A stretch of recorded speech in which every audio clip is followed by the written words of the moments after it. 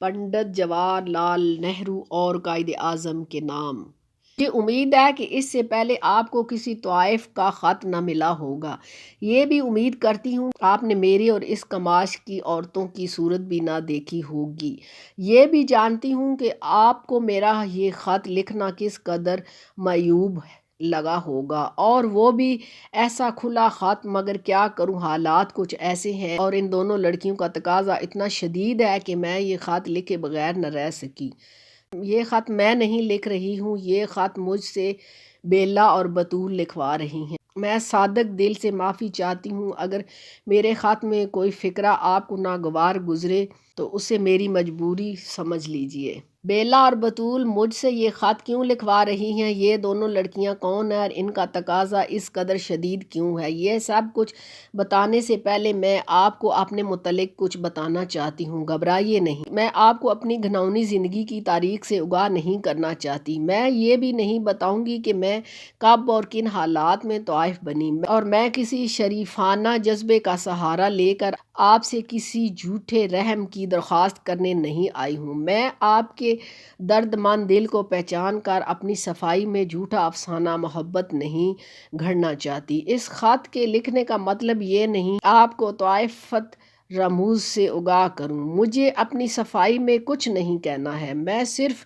अपने मुतल्लिक चंद ऐसी बातें बताना चाहती हूँ जिनके आगे चलकर बेला और बतूल की ज़िंदगी पर असर पड़ सकता है। आप लोग कई बार बम्बई आए होंगे, जना साहब ने तो बम्बई को बहुत देखा है, मगर आपने हमारा बाज़ार काहे को देखना होगा। जिस बाज़ार में मैं रहती हूँ वो फारस रोड कहलाता है। फारस रोड ग्रांट रोड और मदनपुरा के बीच में वाक़या है। ग्रांट रोड के इस पार ऊपर हाउस और चौपाई, महरीन ड्राइवर और फ्रूट के इलाके हैं जहां बम्बई के शुरफा रहते हैं। मदनपुरा में इस तरह गरीबों की बस्ती है। फारस रोड इन दोनों के बीच में है ताहम गरीब और अमीर इससे यकसम मुस्तफ़ीद हो सके। वो फारिस रोड फिर भी मदनपुरा के ज़्यादा करीब है क्योंकि नादारी में और तवाइफ में हमेशा बहुत कम फासला रहता है। ये बाज़ार बहुत खूबसूरत नहीं है, इसके मैकीन भी खूबसूरत नहीं है। इसके बीचों बीच ट्रम्प की गड़गड़ाहट शबो रोज़ जारी रहती है, जहां भर के आवारा कुत्ते और लौंडे जराइम पेशा मखलूक इसकी गलियों का तवाइफ करती नजर आती है। लंगड़े लूले, तमाशबीन, काने लूले, जेब कतरे और बाजार में सीना तान कर चलते हैं। फुटपाथ पर मेले के ढेरों पर भिनभिनाती हुई लाखों मक्खियां लकड़ियों और कोयलों के अफसुर्दा गोदाम पेशा वर दलाल और बासी हार बेचने वाले कोक शास्त्र और नंगी तस्वीरों की दुकानदार, लंगोटे कस कर गालियां बकने वाले पहलवान हमारी समाजी जिंदगी का सहारा कूड़ा करकट आपको फारिस रोड पर मिलता है। जाहिर है आप यहाँ क्यों आएंगे, कोई शरीफ आदमी इधर का रुख नहीं करता। शरीफ आदमी जितने भी हैं वो ग्रांट रोड पर इस पार रहते हैं। मैं एक बार जनाब साहब की कोठी के सामने से गुजरी थी, वहाँ मैंने झुककर सलाम भी किया था। बतूल भी मेरे साथ थी। जनाब साहब से जिस कदर अकीदत है इसको मैं कभी ठीक से बयान नहीं कर सकूंगी। खुदा और रसूल के बाद दुनिया में अगर वो किसी को चाहती है तो सिर्फ वो आप हैं। इसने आपकी तस्वीर लॉकेट में लगाकर अपने सीने से लगा रखी है, किसी बुरी नीयत से नहीं। बतूल की उम्र अभी 11 बरस की है, छोटी सी लड़की ही तो है वो। इस रोड वाले अभी से इसके मुतल्लिक बड़े बड़े इरादे कर रहे हैं। खैर मगर फिर कभी आपको बताऊंगी। ये तो है फारिस रोड जहां मैं रहती हूँ। फारिस रोड के मगरबी सिरे पर जहां चीनी हजाम की दुकान है, इसके करीब एक अंधेरी गली के मोड़ पर मेरी दुकान है। लोग तो इसे दुकान नहीं कहते, मगर खैर आप नादान हैं, आपसे क्या छुपाऊंगी। यही कहूंगी कि वहां पर मेरी दुकान है और वहां पर मैं इस तरह व्यापार करती हूँ जिस तरह बनिया सब्जी वाला, फल वाला, होटल वाला और मोटल वाला और सैलमा वाला और कपड़े वाला या कोई और दुकानदार व्यापार करता है। और हर व्यापार में गाहक को खुश करने के अलावा अपने फ़ायदे की भी सोचता है। मेरा व्यापार भी इसी तरह का है। फ़र्क सिर्फ इतना है कि मैं ब्लैक मार्केट नहीं करती और مجھ میں اور دوسرے بیپاریوں میں کوئی فرق نہیں۔ یہ دکان اچھی جگہ پر واقع نہیں ہے، یہاں رات کو بھی اور دن میں بھی لوگ ٹھوکر کھا جاتے ہیں۔ اس اندھیری گلی میں لوگ اپنی جیسی خالی کر کے جاتے ہیں، شراب پی کر جاتے ہیں، جہاں بھر کی گالیاں بکتے ہیں، جہاں بات بات پر چھیڑا زانی ہوتی ہے، دو ایک خون دوسرے تیسرے روز ہوتے رہتے ہیں۔ میں ایک بہت ہی معمولی درجے کی طوائف ہوں، میں نے سارا ہندوستان دیکھا ہے اور گھاٹ گھاٹ کا پانی بھی پیا ہے اور ہر طرح کے لوگوں کی صحبت میں بیٹھی ہوں، لیکن اب 10 سال سے اس شہر بمبئی میں اسی فارس روڈ پر اسی دکان میں بیٹھی ہوں، اور اب تو مجھے اس دکان کی پگڑی بھی 6,000 روپے ملتی ہے۔ حالانکہ یہ جگہ کوئی اتنی اچھی نہیں ہے، فضا مطمئن ہے، کچرا چاروں طرف پھیلا ہوا ہے، گندگی کے انبار لگے ہوئے ہیں اور خارش زدہ کتے گھبرائے ہوئے کاٹ دکھانے کو لپکتے ہیں، پھر بھی مجھے اس جگہ کی پگڑی 6,000 تک ملتی ہے۔ یہ جگہ میری دکان ایک منزلہ مکان ہے جس کے 2 کمرے ہیں، سامنے کا کمرہ میری بیٹھک ہے جہاں میں گاتی ہوں، ناچتی ہوں، گاہکوں کو رجاتی ہوں، پیچھے کا کمرہ باورچی خانہ اور غسل خانہ اور سونے کے کمرے کا کام دیتا ہے، ایک طرف نل ہے، ایک طرف ہنڈیا اور ایک طرف ایک بڑا سا پلنگ ہے اور اس کے نیچے ایک اور چھوٹا سا پلنگ ہے اور اس کے نیچے میرے کپڑوں کے صندوق ہے۔ باہر والے کمرے میں بجلی کی روشنی ہے لیکن اندر والے کمرے میں بالکل اندھیرا ہے، مالک مکان نے برسوں سے کلی نہیں کروائی اور اتنی فرصت کسے ہے؟ میں تو رات بھر ناچتی ہوں، گاتی ہوں اور دن کو وہیں گاؤ تکیے پر سر ٹیک کر سو جاتی ہوں۔ بیلا اور بطول کو پیچھے کا کمرہ دے رکھا ہے، اکثر گاہک جب ادھر منہ دھونے کے لیے جاتے ہیں تو بیلا اور بطول پھٹی پھٹی نگاہوں سے انہیں دیکھنے لگ جاتی ہیں، جو کچھ ان کی نگاہیں کہتی ہیں میرا یہ خط بھی وہی کہتا ہے۔ اگر وہ میرے پاس اس وقت نہ ہوتی تو یہ گناہ گار بندی آپ کی خدمت میں یہ گستاخی نہ کرتی۔ جانتی ہوں دنیا مجھ پر تھو تھو کرے گی، شاید آپ تک میرا یہ خط بھی نہ پہنچ سکے، پھر بھی مجبور ہوں کہ یہ خط لکھ کر ہی رہوں گی کہ بیلا اور بطول کی مرضی یہی ہے۔ شاید آپ قیاس کر رہے ہوں کہ بیلا اور بطول میری لڑکیاں ہیں، نہیں، یہ غلط ہے، میری کوئی لڑکی نہیں ہے، ان دونوں لڑکیوں کو میں نے بازار سے خریدا ہے جن دنوں ہندو مسلم فساد زوروں پر تھا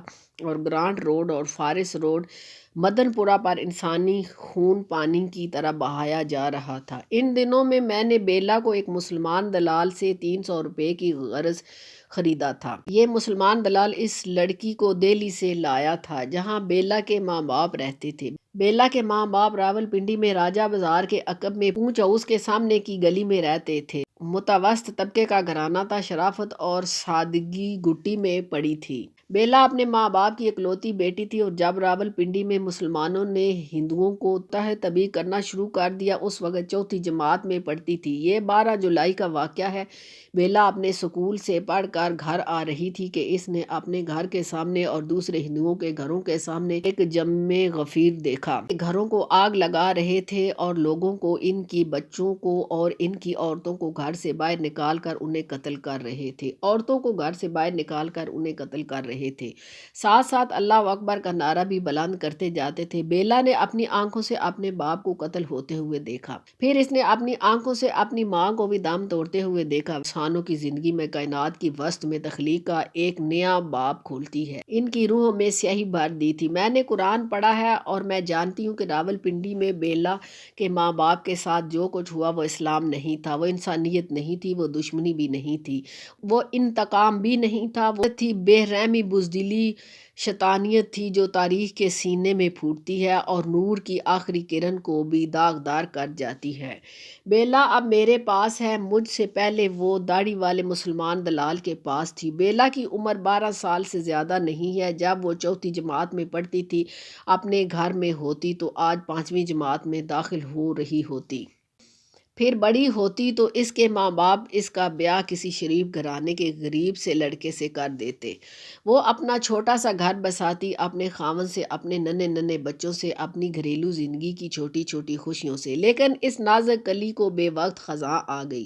اب بیلا 12 سال کی نہیں معلوم ہوتی، اس کی عمر تھوڑی ہے لیکن اس کی زندگی بہت بڑی ہے۔ اس کی آنکھوں میں جو ڈر ہے، انسانیت کی جو تلخی ہے، یا اس کا جو لہو بے موت کی جو پیاس ہے۔ قائد اعظم صاحب، اگر آپ اسے دیکھ سکیں تو اس کا اندازہ کر سکیں گے، اس بے آسرا آنکھوں کی گہرائیوں میں اتر سکیں۔ آپ تو شریف آدمی ہیں، آپ نے شریف گھرانے کو، معصوم لڑکیوں کو دیکھا ہوگا، ہندو لڑکیوں کو، مسلمان لڑکیوں کو شاید آپ سمجھ جاتے کہ معصومیت کا کوئی مذہب نہیں ہوتا، وہ ساری انسانیت کی امانت ہیں، ساری دنیا کی وراثت ہیں، جو اسے مٹاتا ہے اسے دنیا کے کسی مذہب کا کوئی خدا معاف نہیں کر سکتا۔ بطول اور بیلا دونوں سکی بہنوں کی طرح میرے پاس رہتی ہیں۔ بطول اور بیلا سکی بہنیں نہیں ہیں۔ بطول مسلمان لڑکی ہے، بیلا نے ہندو گھر میں جنم لیا ہے۔ آج دونوں فارس روڈ پر ایک رنڈی کے گھر میں رہتی ہیں۔ اگر بیلا راولپنڈی سے آئی ہے تو بطول جلندھر کے ایک گاؤں کرن کی ایک پٹھان کی بیٹی ہے۔ بطول کے باپ کی 7 بیٹیاں تھیں، 3 شادی شدہ اور 4 کنواریاں۔ بطول کا باپ ایک معمولی کاشتکار تھا، غریب پٹھان لیکن غفور پٹھان جو صدیوں سے کرن میں آ کے بس گیا تھا۔ جاٹوں کے اس گاؤں میں یہی 3-4 گھر پٹھانوں کے تھے۔ یہ لوگ جب آتشی سے رہتے تھے، شاید اس کا اندازہ پنڈت جیسی آپ کو اس امر سے ہوگا کہ مسلمان ہونے پر بھی ان لوگوں کو اپنے گاؤں میں مسجد بنانے کی اجازت نہ تھی۔ یہ لوگ گھر میں چپ چاپ اپنی نماز ادا کرتے۔ صدیوں سے جب سے مہاراجہ رنجیت سنگھ نے انان حکومت سنبھالی تھی، کسی مومن نے اس گاؤں میں اذان نہ دی تھی۔ اس کا دل عرفان سے روشن تھا، لیکن دنیاوی مجبوریاں اس قدر شدید تھی کہ پھر رواداری کا خیال اس قدر غالب تھا، ہمت نہ ہوتی تھی۔ بطول اپنے باپ کی چہیتی لڑکی تھی، 7ویں میں سب سے چھوٹی، سب سے پیاری، سب سے حسین۔ بطول اس قدر حسین کہ ہاتھ لگانے سے میلی ہوتی ہے۔ پنڈت جی، آپ تو خود کشمیری النسل ہیں اور فن کار ہو کر یہ بھی جانتے ہیں کہ خوبصورتی کسے کہتے ہیں۔ یہ خوبصورتی آج میری گندگی کے ڈھیر میں گڈ مڈ ہو کر اس طرح پڑی ہے کہ اس کا پرکھ کرنے والا کوئی شریف آدمی اب مشکل ہے۔ کوئی شریف آدمی مشکل سے ملے گا۔ اس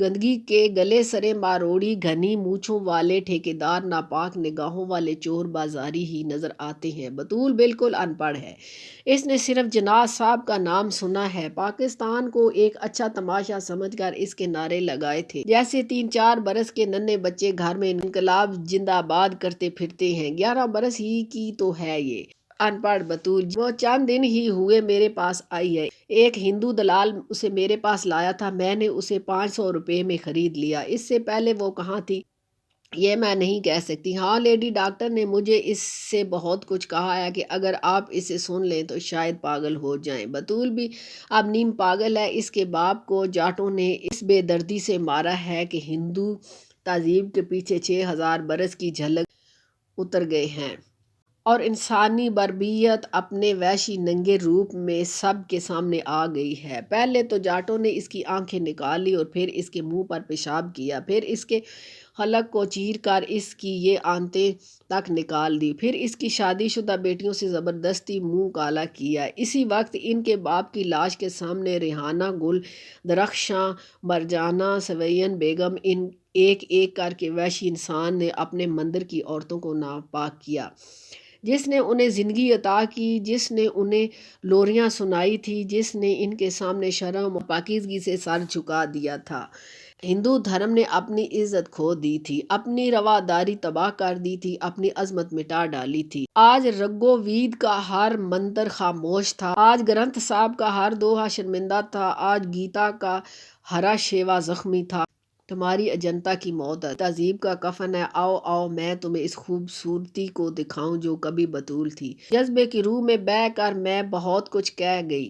شاید یہ سب کچھ مجھے کہنا چاہیے تھا یا نہیں، شاید اس کی بے بسی ہے، شاید اس سے زیادہ ناگوار باتیں آپ سے اب تک کسی نے نہ کی ہوں، نہ سنائی ہوں۔ پھر بھی ہمارے ملک میں آزادی آ گئی ہے، ہندوستان میں اور پاکستان میں۔ ایک طوائف کو بھی اپنے رہنماؤں سے پوچھنے کا یہ حق ضرور ہے کہ اب بیلا اور بطول کا کیا ہوگا۔ بیلا اور بطول 2 لڑکیاں ہیں، 2 قومیں ہیں، 2 تہذیبیں ہیں، 2 مندر اور مسجد ہیں۔ بیلا اور بطول آج کل فارس روڈ پر ایک رنڈی کے ہاں رہتی ہیں، جو چینی حجام کے بغل میں اپنی دکان کا دھندا چلاتی ہیں۔